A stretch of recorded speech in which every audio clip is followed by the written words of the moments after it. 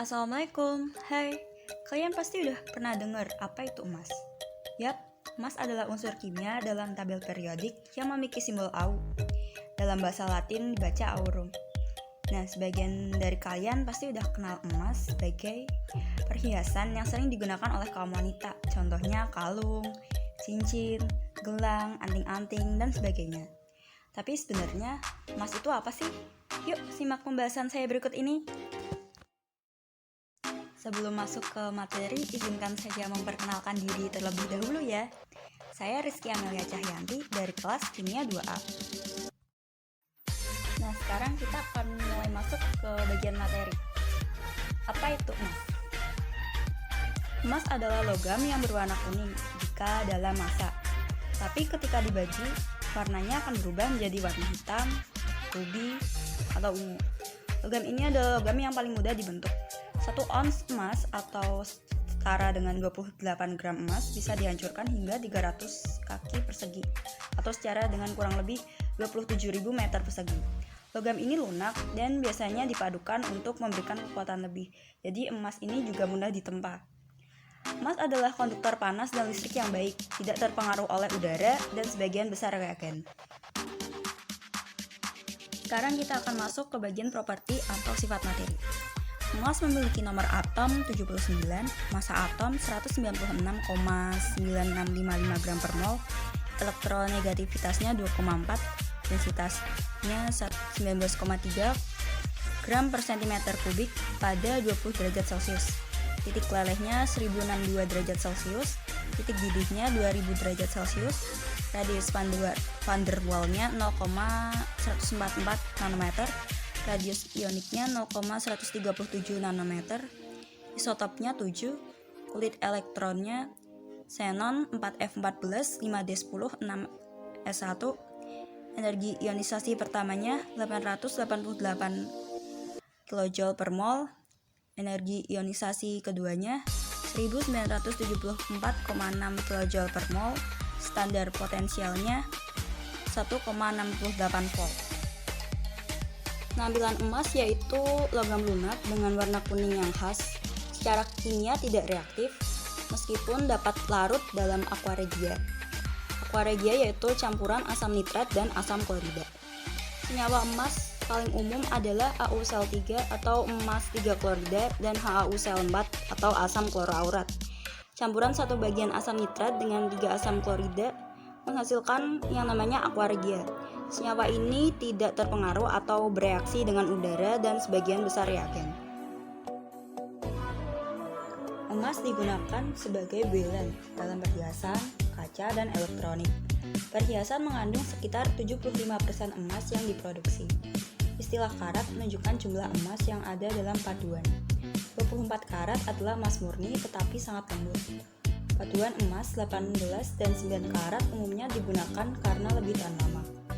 Emas untuk perhiasan dapat diberi berbagai warna tergantung pada logam paduannya, seperti putih, merah, biru, hijau, dan lain-lain. Emas koloid ditambahkan ke kaca supaya berwarna merah atau ungu. Emas metalik diterapkan sebagai film tipis pada jendela bangunan besar untuk merefleksi sinar matahari. Elektroplating emas digunakan dalam industri elektronik untuk melindungi komponen tembaga dan meningkatkan kemampuan soldernya. Logam emas juga digunakan dalam pewarnaan koin dan telah digunakan sebagai standar untuk sistem moneter di beberapa negara. Emas dapat dibagi menjadi lembaran yang sangat tipis untuk digunakan dalam seni, untuk dekorasi, dan sebagai ornamen arsitektur. Elektroplating dapat digunakan untuk menutupi logam dengan lapisan emas yang sangat tipis. Ini digunakan dalam roda gigi, untuk jam tangan, sendi anggota badan buatan, perhiasan murah, dan konektor listrik. Sangat ideal untuk melindungi komponen tembaga listrik karena merupakan konduktor listrik yang baik dan tidak merusak. Kabel emas tipis digunakan di dalam chip komputer untuk menghasilkan sirkuit. Dokter gigi kadang-kadang menggunakan paduan emas dalam isian atau tambal gigi. Dan senyawa emas digunakan untuk mengobati beberapa kasus radang sendi. Nanopartikel emas semakin banyak digunakan sebagai katalis industri. Vinil asetat yang digunakan untuk membuat PVA untuk lem, cat, dan resin dibuat menggunakan katalis emas. Berikut ada gambar contoh aplikasi penggunaan emas seperti pembahasan yang saya sebutkan di slide sebelumnya. Sekarang kita akan masuk ke bagian gold processing atau pengolahan emas. Ada beberapa metode dalam mengolah emas. Saya akan jelaskan satu persatu pada slide selanjutnya. Pertama, ada metode tradisional mengolah emas. Metode dengan menggunakan bilang atau alat seperti kuali yang nantinya akan diisikan tanah atau bebatuan yang berisikan logam emas lalu digoyang-goyang sehingga nantinya logam emas akan tertinggal di dasar bilang. Proses ini sangat dipengaruhi oleh masing jenis logam tersebut. Cara ini biasanya digunakan untuk mengolah emas yang bersifat aluvial. Kedua yaitu metode Swiss box. Alat ini juga memanfaatkan massa jenis dari logam emas itu sendiri. Cara kerja dari alat ini yaitu dengan menyedot pasir dan bebatuan yang ada di dasar sungai, lalu mengalirkannya pada jalur yang telah dilengkapi dengan serat atau karpet, sehingga emas akan mengendap pada serat atau karpet tersebut. Yang ketiga yaitu metode isolasi. Pada metode isolasi ini terdapat 3 proses, yaitu proses cyanida, proses Merrill-Crowe, dan proses amalgamasi. Saya akan jelaskan satu persatu pada slide selanjutnya. Yang pertama yaitu proses cyanida. Proses pelarut yang biasanya digunakan dalam proses cyanidasi adalah NaCN, KCN, CaCN 2 kali atau campuran ketiganya. Pelarut yang paling sederhana digunakan adalah NaCN karena mampu melarutkan emas lebih baik dari pelarut lainnya. Proses pemisahan emas dari larutannya pada tahap kedua dilakukan pengendapan dengan menggunakan serbuk zinc. Penggunaan serbuk zinc merupakan salah satu cara yang efektif untuk larutan yang mengandung konsentrasi emas kecil. Serbuk zinc yang ditambahkan ke dalam larutan akan mengendapkan logam emas dan perak. Proses Merrill-Crowe. Prinsip pengendapan berdasarkan deret Clennell yang disusun berdasarkan perbedaan urutan aktivitas elektrokimia dari logam-logam dalam larutan cyanida yaitu Mg, Al, Zn, Cu, Au, Ag, Hg, Pb, Fe, dan Pt. Setiap logam yang berada di sebelah kiri dari ikatan kompleks cyanida dapat mengendapkan logam. Jadi tidak hanya Zn yang dapat mendesak Au dan Ag, tetapi juga Cu dan Al dapat dipakai. Karena logam Cu dan Al lebih mahal sehingga untuk mengekstraksi Au digunakan logam Zn. Proses pengambilan emas perak dari larutan dengan menggunakan serbuk Zn disebut proses Merrill-Crowe.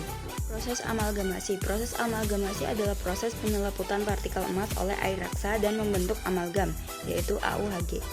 Amalgamasi merupakan proses ekstraksi emas yang paling sederhana dan murah. Amalgamasi merupakan proses yang paling efektif untuk mengekstraksi biji emas dengan kadar tinggi dan berukuran lebih dari 74 mikron dalam mendapatkan emas murni yang bebas. Proses amalgamasi merupakan proses kimia fisika. Apabila amalgamnya dipanaskan, maka akan terurai menjadi air raksa dan bulion emas. Amalgam dapat terurai dengan pemanasan di dalam sebuah retort. Air raksa akan menguap dan AuAg tetap tertinggal di dalam retort.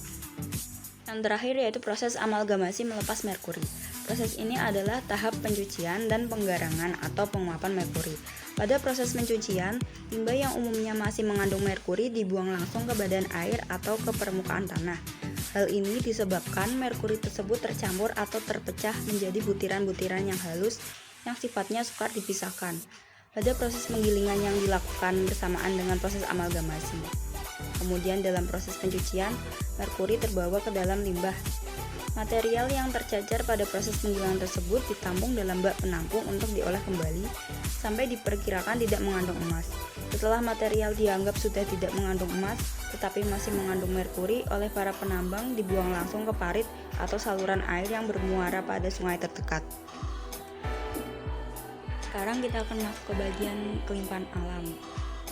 Emas adalah salah satu dari sedikit elemen yang ditemukan dalam keadaan alami. Emas ditemukan dalam pembuluh darah dan endapan aluvial. Sekitar 1.500 ton emas ditambang setiap tahun. Sekitar 2/3 dari ini berasal dari Afrika Selatan dan sebagian besar sisanya dari Rusia. Air laut mengandung sekitar 4 gram emas dalam 1 juta ton air. Secara keseluruhan ini adalah jumlah besar emas yang disimpan di dalam lautan, tetapi karena konsentrasinya sangat rendah, upaya untuk merebut kembali emas ini selalu gagal.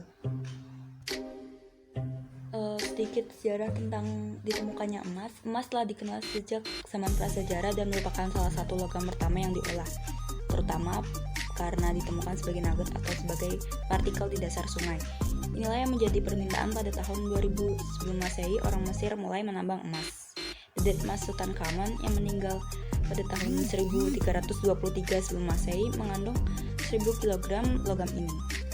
Kuburan kerajaan kuno UR atau Irak modern yang berkembang dari tahun 3800 hingga 2000 sebelum Masehi juga mengandung benda-benda emas.